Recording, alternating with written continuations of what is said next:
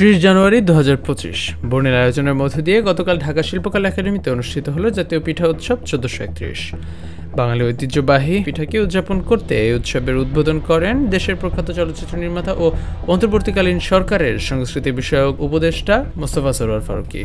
উদ্বোধনী বক্তব্যে সংস্কৃতি বিষয়ক উপদেষ্টা মোস্তফা সরোয়ার ফারুকী উৎসবকে জাতীয় থেকে আন্তর্জাতিক করার আহ্বান জানান। এটা জাতীয় থেকে আন্তর্জাতিক হবে না কেন, মানে তারা একই সঙ্গে এরকম প্ল্যান করুক, সামনে আমরা থাকি বা যারাই থাকুক, যে একটা স্কেজুল থাকবে যে কবে দেশে হবে, কবে নিউ ইয়র্কে হবে, কবে লন্ডনে হবে। জুলাইয়ের পর এটা আরো সহজ বলেও আশ্বাস দেন তিনি।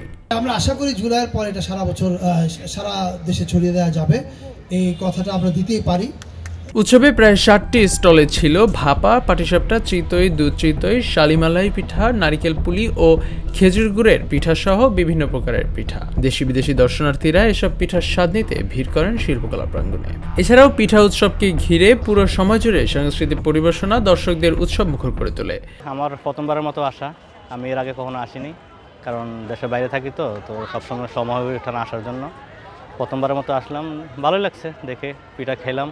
এই আয়োজনে এইরকম মানুষের মাঝখানে হৃদ্যতা বাড়ে, মানুষের মাঝখানে আন্তরিকতা বাড়ে এই ধরনের পিঠা উৎসব। এই পিঠাপুলি এটা আসলে আমাদের ঐতিহ্যের একটা বিরাট একটা অংশ। তো শেকড়ের প্রতি এই টানে আসলে আজকে এখানে যত মানুষ এসেছে, আমাদের তরুণ প্রজন্মের সবাই এসেছে, অনেকে এসেছে, আমাদের যারা সিনিয়র সিটিজেন যারা আছেন, শিল্পকলার সাথে যারা জড়িত, এবং আমাদের বাংলাদেশ জাতীয়তাবাদী সামাজিক সাংস্কৃতিক সংস্থা থেকেও আমাদের অনেক নেতাকর্মীরা আজকে এসেছেন। আমাদের কাছে আজকে খুবই ভালো লাগছে।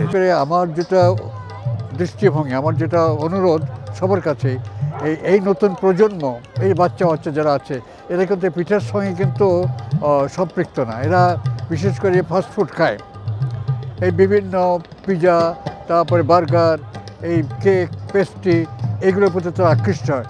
তো এই জন্য আমি সবাইকে বলি যে নতুন জেনারেশনকে এই পিঠার সঙ্গে সম্পৃক্ত পরিচয় করা দিতে।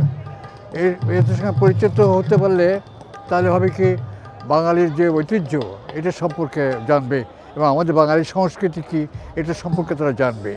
পিঠা উৎসব 1431 চলবে আগামী 10 দিন পর্যন্ত। আয়োজকরা জানিয়েছেন প্রতিদিনই থাকছে নতুন নতুন পিঠা ও সাংস্কৃতিক পরিবেশনা। জুবায়ের জারির, heavenTV.press।